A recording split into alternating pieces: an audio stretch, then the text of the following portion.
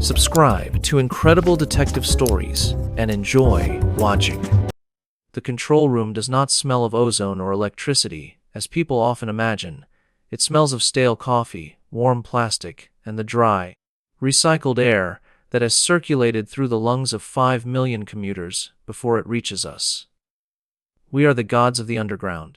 We sit in our ergonomic chairs, 5 floors beneath the pavement, watching the city's pulse on a wall of 60, 4 high-definition monitors. My name is Elias Thorne. I have been a senior dispatcher for 22 years. I know the rhythm of this city better than I know the beating of my own heart. To you, the metro is a chaotic rush of noise and bodies. To me, it is a symphony. It is mathematics made manifest in steel and concrete. Every train is a note. Every station is a measure.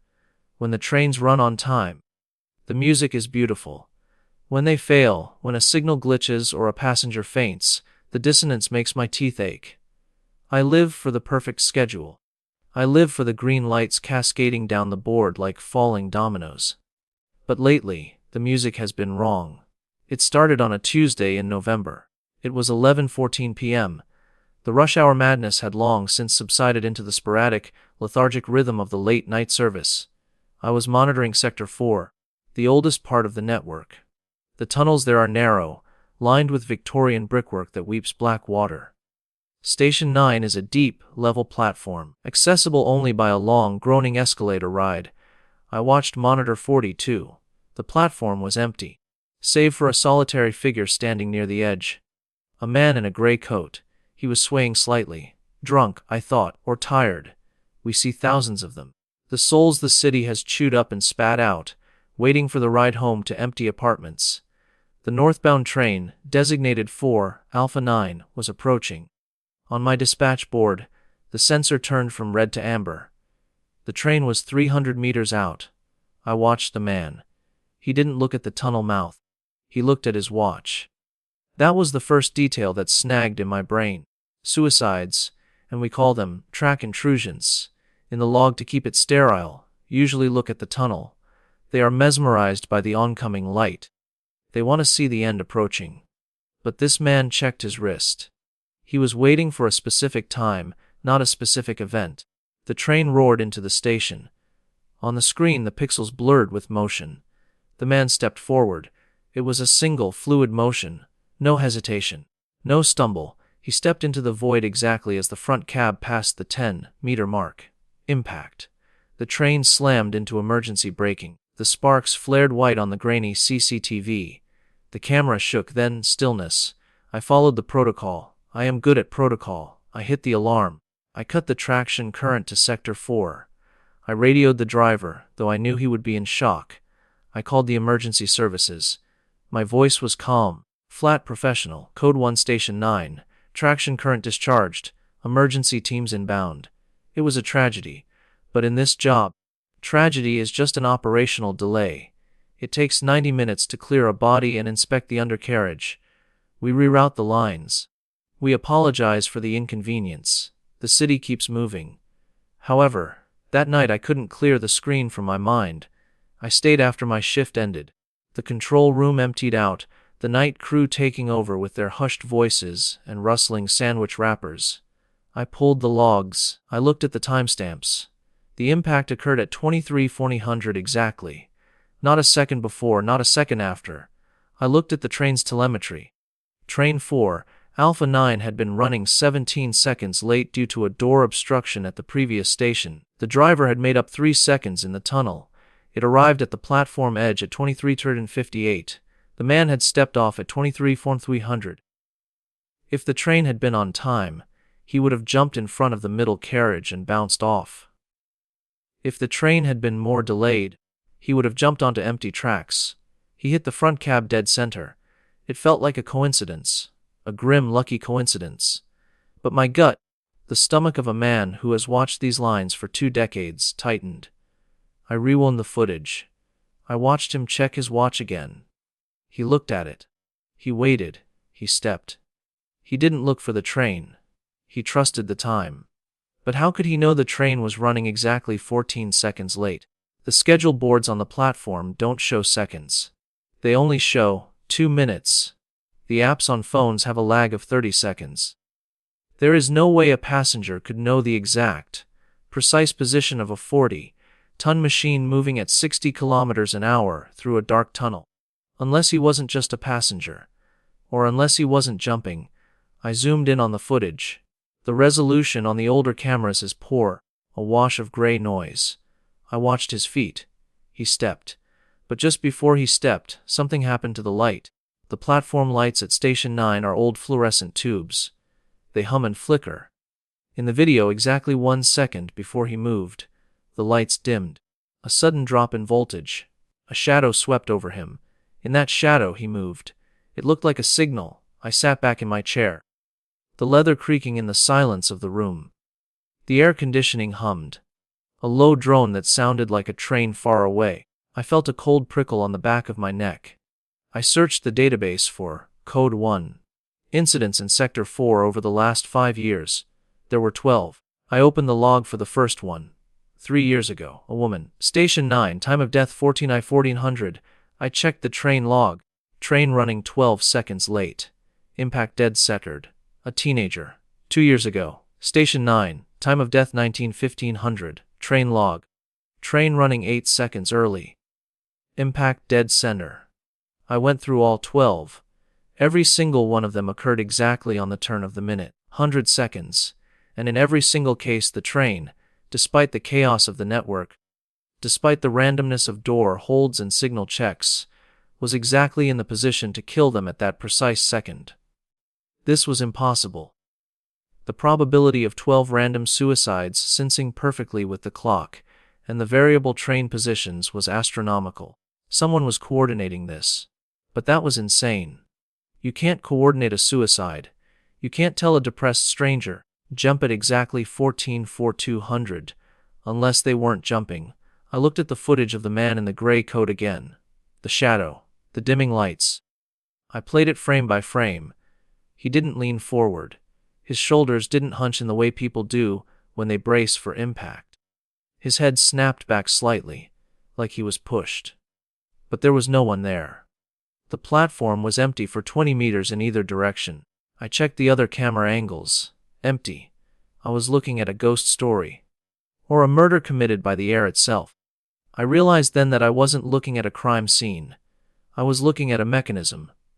A machine built of schedules, voltage drops, and human bodies. I saved the files to a secure folder. I deleted the search history from the main terminal. Paranoia is an occupational hazard in the control room. But this was different. This was the cold clarity of a pattern emerging from the noise. I needed to go down there. I needed to see Sector 4 with my own eyes. I needed to hear the tracks. Because the screens lie. The sensors lie. But the tunnels always tell the truth if you know how to listen. The underground changes at night. During the day, it is a place of transit. A utilitarian tube for moving workforce. After 100 a.m. when the passenger service stops and the maintenance lights flicker on, it becomes something else. It becomes a cavern, a dungeon. The air pressure changes. The wind from the ventilation shafts howls like a trapped animal. I clocked out at 200 a.m. but didn't go home. I put on my high visibility vest and grabbed my access pass.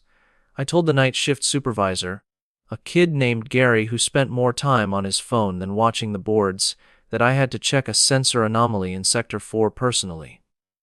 Gary didn't care. He waved me through without looking up. I took the service elevator down to Station 9. The station was deserted. The advertisements on the walls, bright, happy people selling insurance and vitamins, looked grotesque in the silence.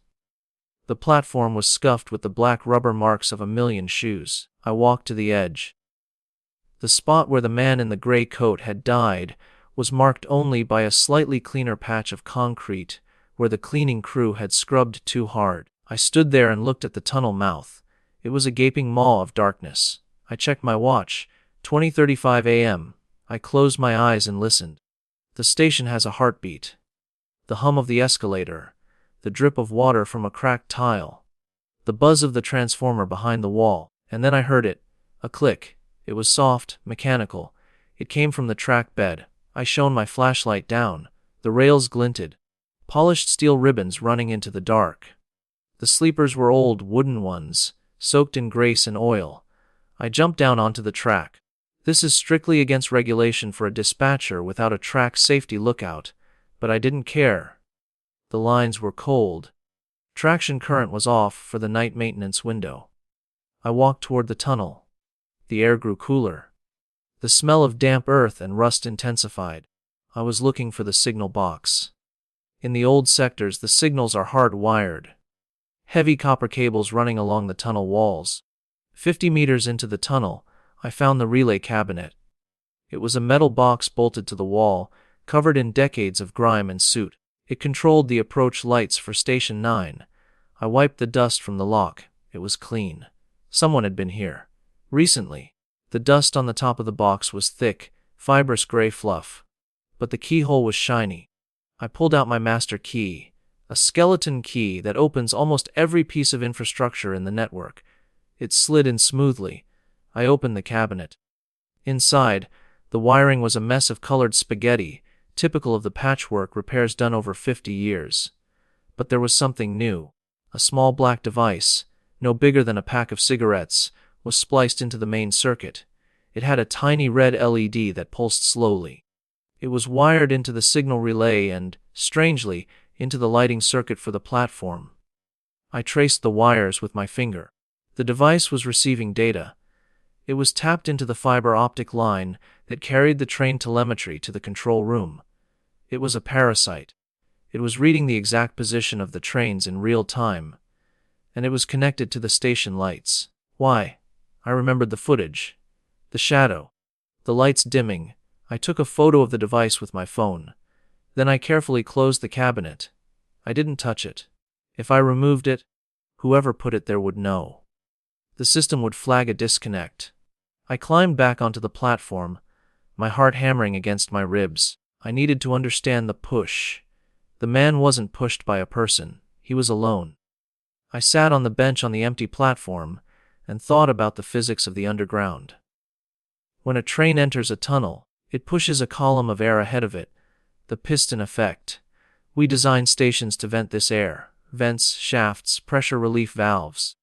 If the vents are blocked, the pressure builds. I looked up at the ceiling. Above the platform edge there were large metal grates, the ventilation intake. If a train comes in fast, and the air has nowhere to go, the pressure wave hits the path of least resistance. Usually, it flows up the vents. But what if the vents were closed? The air would be forced out onto the platform. A sudden, violent wall of wind. I walked to the maintenance room at the end of the platform. The door was locked, but my key worked. Inside, it was a cramped space filled with mops and buckets. On the back wall was the control panel for the local HVAC, heating, ventilation, and air conditioning. The panel was digital, a modern retrofit. I cycled through the menu. Ventilation damper Sayudo. I checked the logs on the panel. Last activation Tuesday, 23 and 350. Action MBMERLEOVRD. 10 seconds before the man died, the vents slammed shut. I pictured it. The train is coming. It's pushing tons of air. The vents close. The air is compressed. It shoots out of the tunnel mouth like a cannon blast. But it wouldn't push someone else off the platform. The air comes out of the tunnel. It would push them back, away from the edge. Unless the train was pushing air, but another fan, a massive industrial intake fan, was suddenly turned on behind the victim. I looked at the layout of the station again. There was a cross passage behind where the man stood. A service corridor. If the dampers closed the relief vents and opened a high-velocity suction intake in the cross passage, no, that was too complex. Think, Elias. Think like the machine. The lights, the shadow, the man was drunk or tired, disoriented, the lights cut out, darkness. For a split second, your balance goes. Then a strobe. I realized what the device in the tunnel did. It didn't just dim the lights, it pulsed them.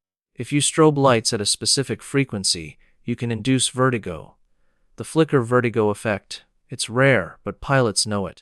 It causes immediate disorientation, nausea, and a loss of spatial awareness. The device waited for the train. It calculated the exact second of arrival. At T-2 seconds, it strobes the lights. The victim, standing too close to the edge, gets hit with a wave of dizziness. Their brain loses the horizon. They sway. And then the sound. The device was wired to the speakers too. I hadn't checked. I ran back to the edge. I looked at the PA speakers mounted on the ceiling. They were old, dusty cones. I imagined the moment, the hum, the train approaching. The lights flicker violently. Your brain spins. You don't know up from down. And then a sound. A sharp, directional sound. Or maybe silence. I didn't have the full picture yet. But I had the mechanism. Someone was using the station's infrastructure to induce falls. The victims weren't suicidal. They were murdered by the building. But why these people? And why the obsession with the schedule? I left the station and walked up the long, dormant escalators to the street. The city air tasted sweet compared to the recycled dust below. I needed to find out who had installed that black box. There are only about 40 people who have the technical clearance to work on the signal relays in Sector 4. I know most of them. They are family men, union reps, guys who just want to finish their shift and watch football. But there was one name that surfaced in my mind. Arthur Vayne. Vayne was a legend in the department. He wrote the original code for the dispatch algorithm back in the late 90s. He was a genius, but a rigid one. He believed that passengers were the problem. He used to say, "The system is perfect. The people are the error." Vayne was retired. Forced out 5 years ago, after he had a breakdown in the control room. He had started screaming that the trains were bleeding. I pulled out my phone and searched for Arthur Vayne. He lived in a small apartment in the East End. But more importantly, I remembered something. Vayne used to work the night shift in Sector 4, and Vayne had a collection. He collected antique timetables. He was obsessed with the 1984 schedule. The Golden Schedule, he called it. The year before the privatization broke the network up, he claimed that in 1984, the trains ran with a 99.9% efficiency rating. I pulled up the old PDF of the 1984 timetable on my phone. I scrolled to Station 9, last train 23:40. The man in the gray coat died at 23:40. The woman 14 at 4200. 1984 schedule train 302 arrived Station 9 at 14:42. The teenager 19:15. 1984 schedule and Friday 51 arrived Station 9 at 19:15. The killer wasn't just killing people. He was enforcing the ghost schedule. He was using the bodies to punish the modern trains for being late or early. He was sensing the reality of the present with the perfection of the past. If a train in 2026 was running late and it matched the 1984 slot, he ensured it arrived on time by giving it a destination. A body stops a train. A body marks the time. It was madness, absolute mathematical madness, and I knew exactly where Vayne would be. I didn't call the police. You might think that's foolish, a trope from a bad novel. But you don't understand the brotherhood of the underground. We handle our own. If I called the cops, they would storm the tunnels with guns and flashlights. They would disrupt the service for days. They wouldn't understand the delicacy of the machine. And frankly, a part of me, the dark, tired part, wanted to look Vayne in the eye. I wanted to ask him if the math was worth it. I drove to the old switchyard at Kensington. It's a graveyard for trains. Rusted carriages from the 70s sit there, covered in graffiti, waiting to be scrapped. Vayne had always talked about this place. He called it the Cathedral. It was 3:45 a.m. The city was at its quietest. The fog had rolled in, thick and yellow, clinging to the iron fences of the yard. I climbed the fence. I'm 52, not as agile as I used to be, and I tore my trousers on the wire. I landed in the wet grass, breathing hard. I navigated through the maze of dead trains. The silence was heavy. In the center of the yard stood an old signal tower. A brick structure 3 stories high, with shattered windows. It had been decommissioned 20 years ago. I saw a faint blue light in the top window. I climbed the rusted metal stairs. They groaned under my weight. My heart was a drum in my ears. I didn't have a weapon. I had a heavy Maglite flashlight. That would have to do. I pushed the door open. The room was filled with the hum of servers. It wasn't a ruin inside, it was a command center. Vayne had rebuilt it. Banks of servers lined the walls, their fans whirring. In the center, a setup that mirrored my own control room, but older. CRT monitors stacked in a pyramid. And there was Vayne. He sat in a high, back chair, his back to me. He was wearing his old uniform, the blue blazer with the Transit Authority crest. It was moth-eaten and tight on his shoulders. "You're 4 minutes late, Elias," he said. His voice was dry like paper rubbing together. He didn't turn around. "How did you know I was coming?" I asked, stepping into the room. "I track everyone," he said. "Your phone, your pass, your car's GPS. Everything is a signal, Elias. Everything broadcasts." I walked closer. On his screens, I saw the live feed of the network. He had better access than we did. He had tapped into everything. "I found the box in Sector 4, I said. "Good," Vayne replied. "It's a prototype." "The integration is seamless, isn't it? You're killing people, Arthur." He spun the chair around. He looked terrible. His face was gaunt, his eyes sunken and rimmed with red, but there was a fire in them. A manic, terrifying intelligence. "Killing," he scoffed. "I am pruning. I am calibrating." He stood up and walked to a map on the wall. It was the 1984 network map, pinned with red strings. "Do you know what entropy is?" he asked. "Disorder," I said. "Chaos, precisely. The universe tends toward chaos. Systems degrade, timing slips. A second here, a second there. It adds up. The cumulative error of the current schedule is 14.5% efficiency loss compared to 1984. That is unacceptable. So you murder commuters to fix the efficiency." "I create synchronization points," he shouted, his spit flying. "The universe needs anchors." When a train hits an object at the precise designated second of the golden schedule, it resets the timeline. It forces the reality to align with the ideal. The shock, the stop, the reset. It ripples out. For an hour after an incident, the drivers are more alert. The dispatchers are sharper. The trains run tighter. I am sacrificing one pawn to save the kingdom. You're insane, Arthur. There is no timeline. There is just you playing God with a strobe light. He smiled. A cold, sad smile. "It's not just lights, Elias. It's the infrasound, 19 Hz. The fear frequency. I pump it through the PA system just before the train arrives. It vibrates the eyeballs. It induces panic. They don't jump, they flee. They flee the sound and fall into the solution." He pointed to a monitor. It showed Station 7. "There is an express coming through Station 7 in 12 minutes, Vayne said. "It is running 40 seconds early. The 1984 schedule demands it be there at 0400. It will be there at 0359 and 20. The dissonance is intolerable. There's no one on the platform, Arthur." "It's 4 a.m. There is a cleaner," Vayne whispered. I looked at the screen. A woman in a blue overall was mopping the edge of the platform. "No," I said. "The system is automated, Elias. Once the sequence starts, it cannot be stopped. The box at Station 7 is already armed. At 0359:58, the lights will strobe. The sound will hit her. She will stumble. The train will correct the error." I lunged for the console. Vayne was faster than he looked. He pulled a wrench from his belt and swung it. It hit my shoulder with a sickening crack.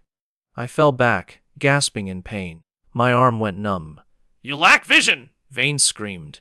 "You see the mess and you accept it! I fix it!" I rolled away as he swung again. I kicked out, catching him in the shin. He grunted but didn't fall. I scrambled to my feet, backing away. "Arthur, stop!" "You can turn it off." "It must run." I looked at the server racks. The cables. If I couldn't stop the software, I had to stop the hardware. I grabbed the heavy mag light with my good hand. Vayne charged. I didn't swing at him. I threw the flashlight with all my strength at the main server bank. It smashed into the exposed motherboard of the central unit. Sparks showered down. A fan blade shattered with a high-pitched whine. The screens flickered. "No!" Vayne shrieked. He turned to the machine, his hands fluttering over the smoking wreckage. I tackled him. We hit the floor. He was strong, fueled by madness, but I was heavier. I pinned him down. "The girl!" I shouted. Vayne was sobbing. "You broke the chain. You broke the harmony." I looked up at the monitor. Station 7. The cleaner was still mopping. In the distance, on the screen, I saw the headlights of the express train. She stopped. She looked up. The lights on the platform flickered once, then stabilized. The train rushed past. She didn't move. She just watched it go. She was safe. I slumped on top of Vayne. The adrenaline drained out of me, leaving only pain in my shoulder and a deep, crushing exhaustion. "It's over, Arthur," I whispered. He looked at me, tears streaming down his face. "The drift," he whispered. "The drift will consume us all. The trains will never be on time again." "I know," I said. "And that's okay." The police arrived 20 minutes later. I had tied Vayne's hands with a spare cable. He didn't resist. He just stared at the blank screens, muttering numbers under his breath. The scandal was contained. The transit authority is very good at burying things. Vayne was declared mentally unfit and sent to a secure facility. The black boxes were found and removed from 14 stations. They were officially described as unauthorized surveillance equipment in the press release. No mention of the infrasound. No mention of the flickering lights. No mention of the murders. The families of the victims were given settlements for negligence regarding platform safety. It wasn't justice, not really. But in our world, justice is often just a line item in a budget. I kept my job. I was promoted actually. Head of operations. But I don't go down to the tracks anymore. I sit in the glass office above the control floor. I watch the screens. The trains are never perfectly on time. There are always delays, signal failures, sick passengers, leaves on the line. The red and green lights dance in chaotic, unpredictable patterns. Sometimes, late at night, when the room is quiet, I find myself staring at the clock. I watch the seconds tick by. I think about Vayne. I think about his quest for the perfect schedule. And I realize something that terrifies me. Since we removed Vayne's devices, since we stopped the sacrifices, the accident rate on the network has gone up by 15%. Derailments, fires, collisions, it's statistical noise probably, just bad luck. But sometimes, I wonder if the machine really did need blood to run smoothly. I wonder if Vayne had tapped into something older and darker than just a timetable.